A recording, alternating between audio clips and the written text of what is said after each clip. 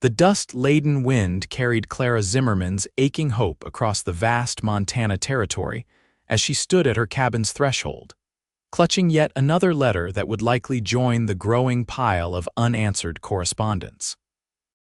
She had written 17 letters over 5 months to the man who'd captured her heart with just one dance and a promise to return Daniel Galloway, the most stubborn cowboy this side of the Mississippi. The year was 1878, and the American frontier was as unforgiving as it was beautiful. Clara, 23 and fiercely independent, had moved west from Boston 2 years prior, following the death of her parents. She had inherited her uncle's small homestead near the growing settlement of Timberline Creek, determined to forge her own path rather than succumb to the suffocating marriage proposals from Boston's eligible bachelors. "I swear, Daniel Galloway, if you've forgotten me already, I'll track you down myself," she muttered, smoothing the wrinkles from her simple calico dress before heading toward town. The 3-mile walk gave her ample time to rehearse what she'd say to the postmaster, Mr. Whitaker, who had become accustomed to her weekly inquiries. Timberline Creek was hardly more than a dusty main street with wooden buildings lining each side, a general store, a saloon, the sheriff's office, and a handful of other establishments catering to the needs of ranchers, miners, and settlers. Clara nodded politely to Mrs. Peterson, sweeping her porch, and tipped her bonnet to Reverend Taylor before making her way to the post office. "Morning, Miss Zimmerman," Mr. Whitaker greeted her, his spectacles perched on the end of his nose. "Right on time, as always." "Good morning," Clara replied, her voice steady despite her racing heart.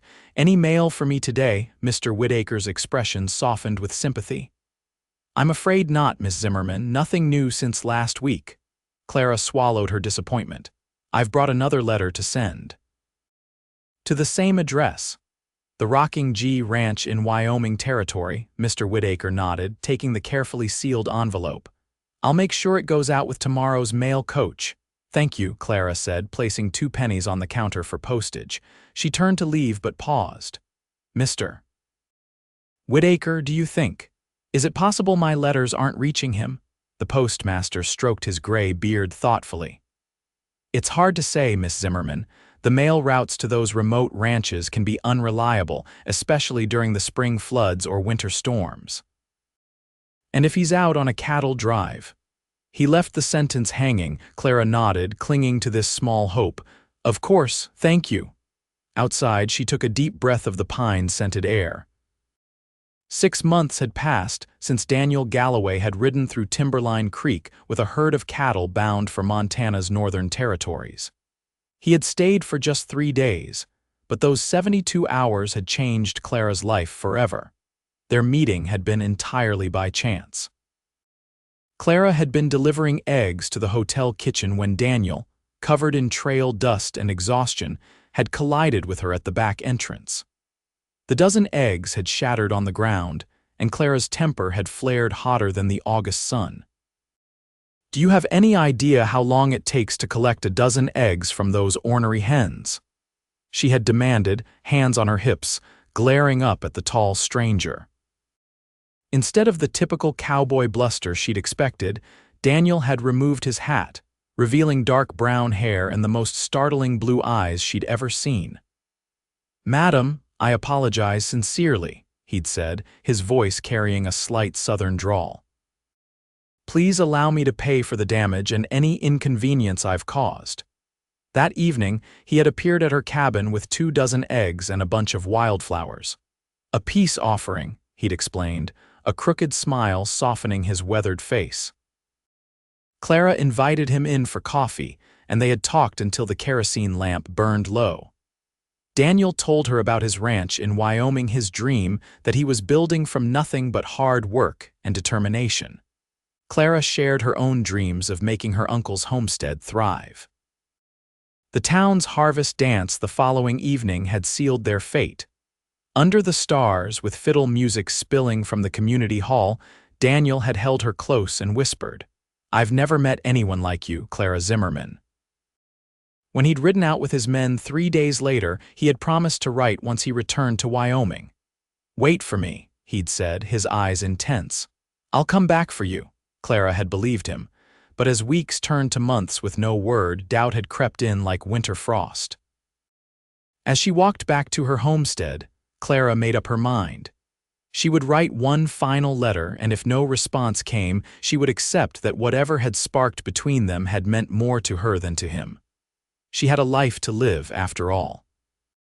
At home, Clara tended her garden, fed her chickens, and spent the evening mending clothes by lamplight. Her cabin was small but comfortable, one main room with a stone fireplace, a separate bedroom, and a lean-to kitchen she had added herself. It wasn't grand, but it was hers, and she had made it a home with simple curtains, a bookshelf filled with treasured volumes and dried wildflowers hanging from the rafters.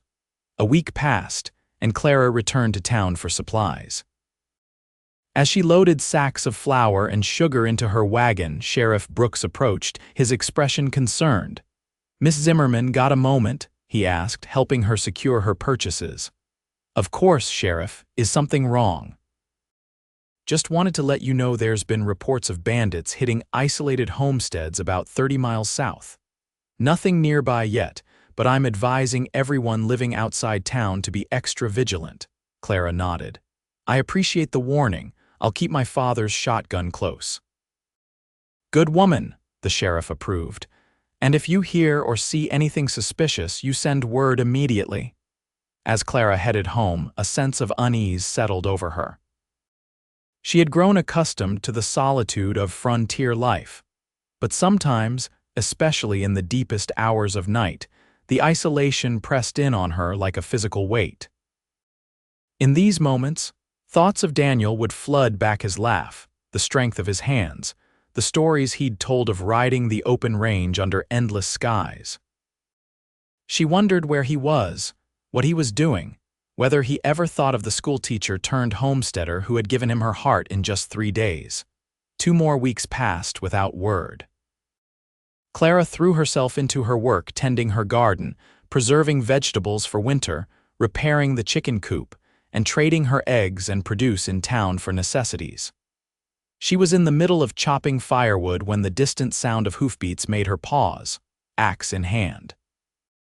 Visitors were rare at her remote homestead.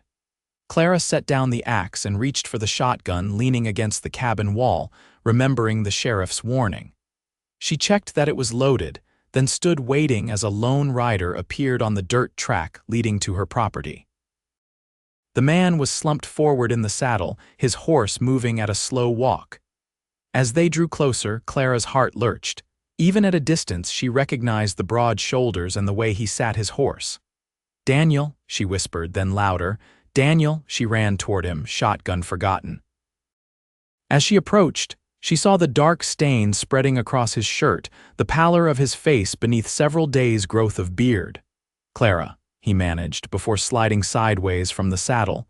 Clara caught him as best she could, easing his fall. Blood soaked his left side, and a makeshift bandage was wrapped haphazardly around his torso. "What happened?" she gasped, helping him toward the cabin. "Ambush," Daniel grunted through clenched teeth. "Cattle rustlers, 3 days back, got separated from my men," each word seemed to cost him. "Knew I had to reach you, had to explain." Inside, Clara helped him onto her bed, then rushed to heat water. Her hands trembled as she cut away his blood-soaked shirt, revealing an angry wound in his side. "You've been shot," she said unnecessarily, forcing her voice to remain calm. "I need to clean this before infection sets in worse than it already has." Daniel's eyes, glazed with pain and fever, fixed on her face. "Your letters," he whispered. "I got them all. Everyone couldn't write back." "Hush now," Clara said, blinking back tears. "We'll talk when you're better." She worked through the night, cleaning the wound, applying poultices of herbs from her garden, coaxing water and broth between his cracked lips. By morning, Daniel's fever was raging, his body alternating between burning heat and terrible chills. Clara hitched her wagon and raced to town for the doctor.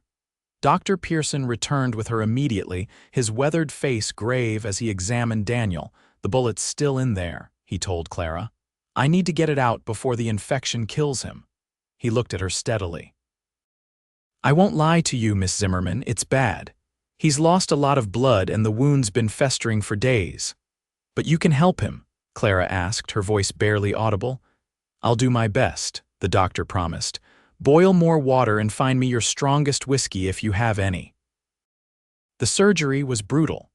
Clara held Daniel down as the doctor probed for the bullet lodged near his ribs, Daniel's screams tearing through her like physical blows before he mercifully lost consciousness. When the bloody lead slug finally clattered into the basin, Clara nearly collapsed with relief. Now we wait, Dr. Pearson said, washing his hands in the basin. Keep the wound clean, change the bandages twice daily, and try to get broth and water into him when he wakes. I'll return tomorrow. For 3 days, Daniel hovered between life and death. Clara barely slept, keeping cool compresses on his forehead, spooning broth between his lips when he was lucid enough to swallow, praying when he wasn't. On the 4th day, his fever broke, and he opened his eyes clear and aware for the first time. You're still here, he murmured, his voice weak but steady. Clara, exhausted beyond measure, smiled through her tears. Where else would I be? Daniel's hand found hers, his grip surprisingly strong. I thought I might be dreaming you. No dream, Clara assured him, squeezing his fingers. You're at my homestead in Timberline Creek. You've been very ill, but the doctor says you're past the worst now. Daniel closed his eyes briefly, then looked at her with such intensity that Clara's breath caught. I got every letter you sent, he said. 17 of them, I counted. A ghost of a smile touched his lips. I've read each one so many times, the paper's wearing thin. But you never answered, Clara said softly, the hurt she'd carried for months surfacing despite her best efforts. Daniel's face creased with regret. I tried, Clara. I wrote dozens of letters. But last fall, just after I returned to Wyoming, my ranch was attacked. Rustlers took most of my herd, burned my cabin to the ground. His voice grew strained.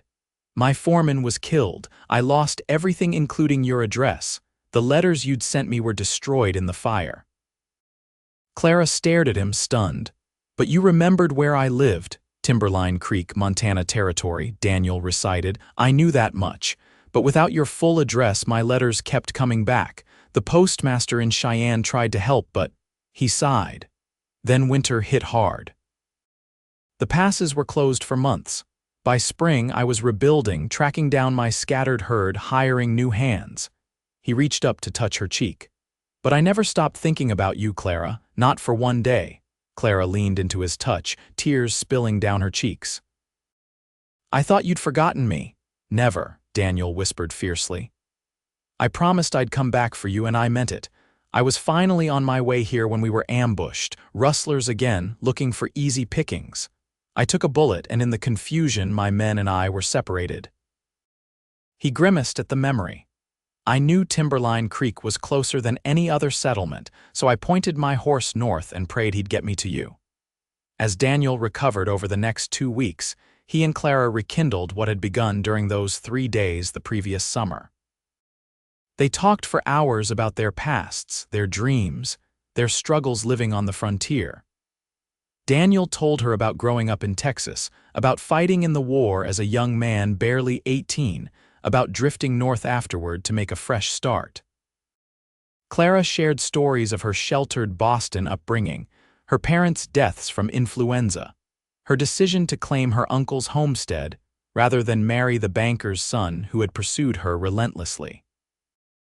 You were braver than me, Daniel said one evening as they sat on the porch watching the sunset paint the distant mountains. I ran west because I was escaping my past. You came because you were chasing your future, Clara smiled. Maybe we were both doing a little of each.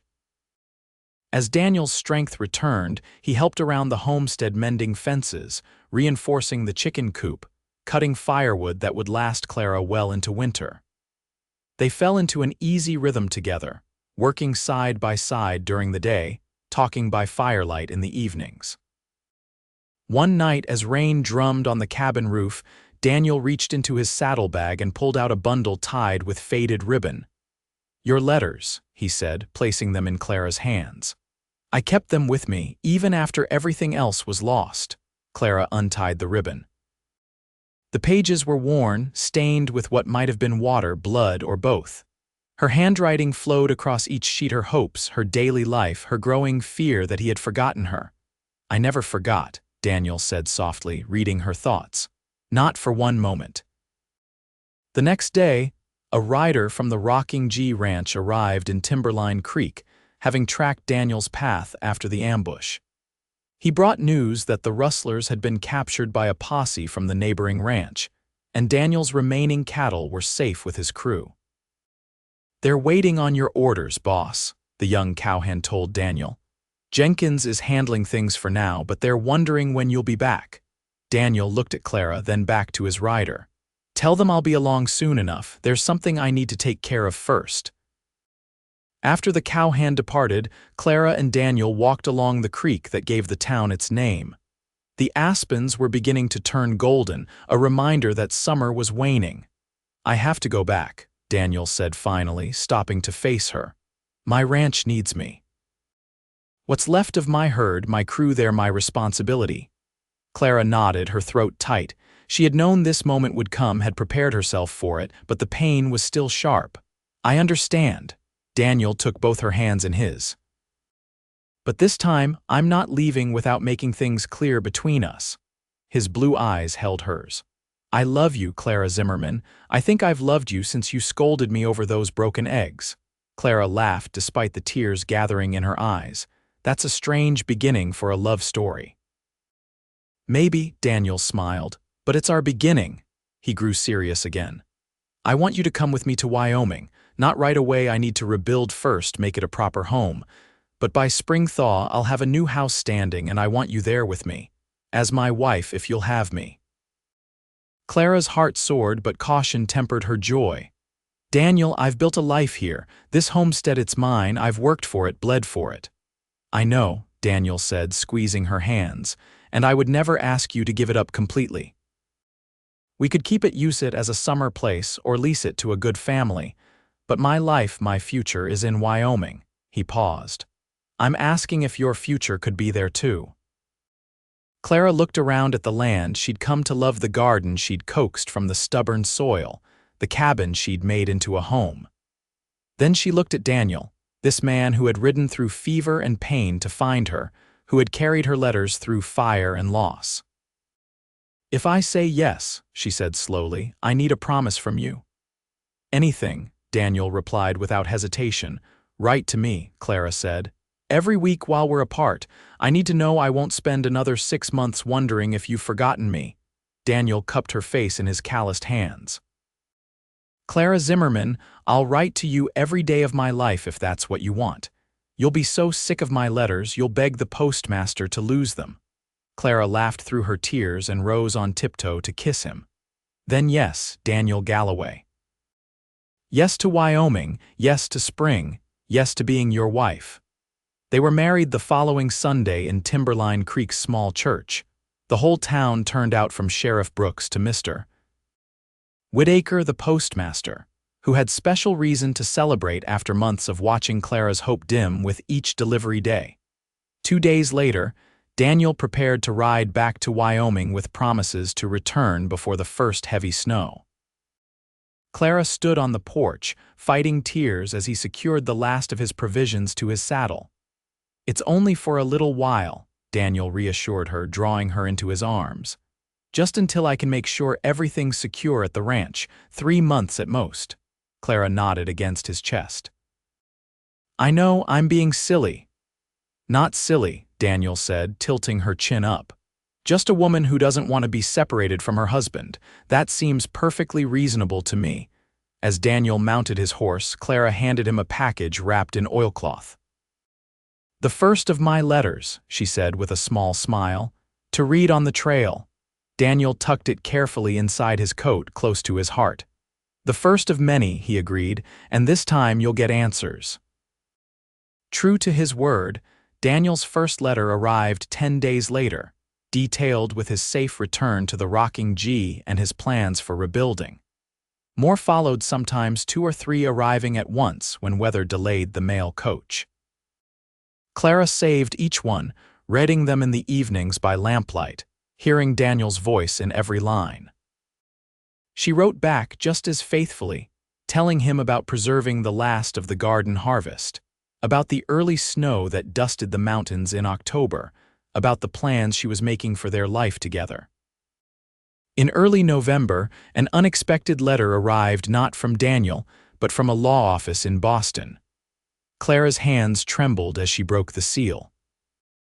Inside was news that the banker's son, her unwanted suitor, had died, leaving a surprising bequest. A substantial sum of money to Miss Clara Zimmerman, in recognition of her independence of spirit and with sincere wishes for her happiness. Clara sat down hard on her porch steps, stunned by this unexpected twist of fate.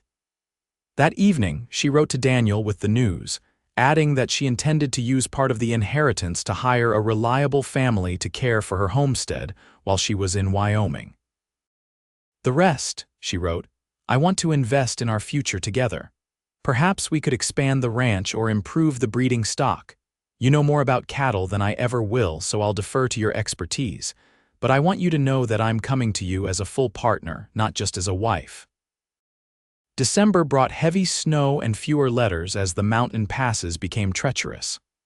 Clara fretted but reminded herself that spring would come, and with it, her new life with Daniel. In late January, just as Clara was beginning to worry about the long silence, a knock came at her door during a fierce blizzard. She opened it to find Daniel, snow-covered and grinning, standing on her porch. "Daniel," she gasped, "what are you doing here?" "The passes are miserable," he finished, stomping snow from his boots as he entered. "But I couldn't wait until spring." He pulled her into his arms, his kiss warming her to her toes despite the cold he brought in with him. "I missed my wife." That night, as wind howled around the snug cabin, Daniel explained his unexpected arrival. "After your letter about the inheritance, I realized something important. I've been asking you to give up your home to come to mine, but that's not partnership." He took her hands in his. "So I've made arrangements. Jenkins, my foreman, he's buying into the Rocking G. He'll manage things through winter and spring while I'm here with you." Clara stared at him, confused. "But what about rebuilding, the new house already underway?" Daniel assured her. "The foundation's laid, the timber's cut, but it can wait a few months." His eyes held hers. "I realized I was making the same mistake as before, putting the ranch before everything else, before you." "But the ranch is your dream," Clara protested. "You're my dream," Daniel said simply. "The ranch is just land and cattle. Important, yes, worth working for, absolutely, but not worth losing you over." He smiled. "Besides, I promise to write to you every day of my life. Seems more efficient to just tell you in person." They spent the winter together at Clara's homestead, planning their future as the snow piled deep around the cabin. They would divide their time: summers in Montana, where the grass was lush for cattle grazing, winters in Wyoming, where the sheltered valley offered better protection from the worst storms.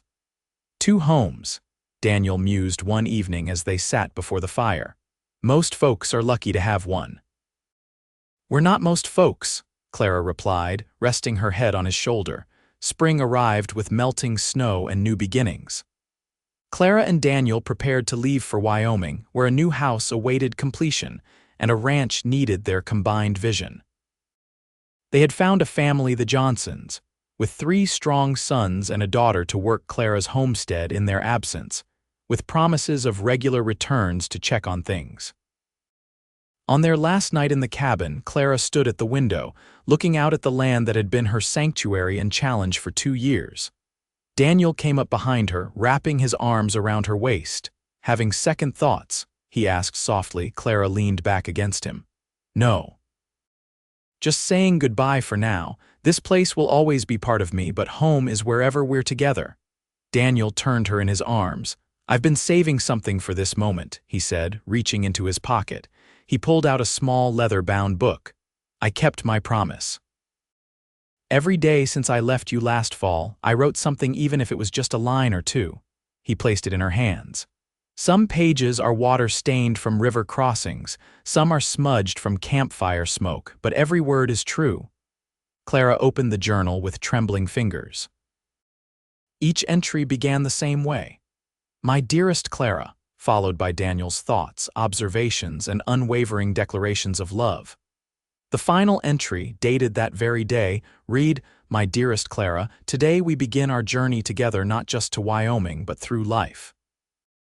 I promise to write to you every day, and I will keep that promise. But from now on, I hope to deliver most of those words in person, whispered against your hair in the quiet moments before sleep, called across the pasture as we work side by side, murmured against your lips when words alone aren't enough. The best stories, after all, aren't written on paper.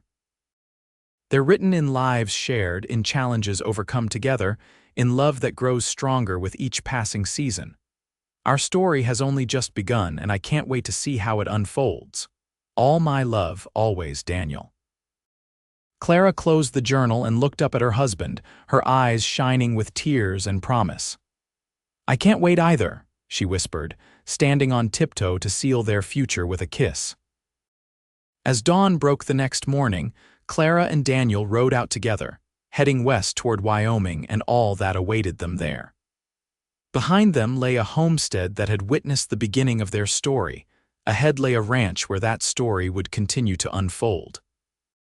And between them stretched a lifetime of days, each one an unwritten letter, a promise kept, a love deepened by distance overcome and faith rewarded.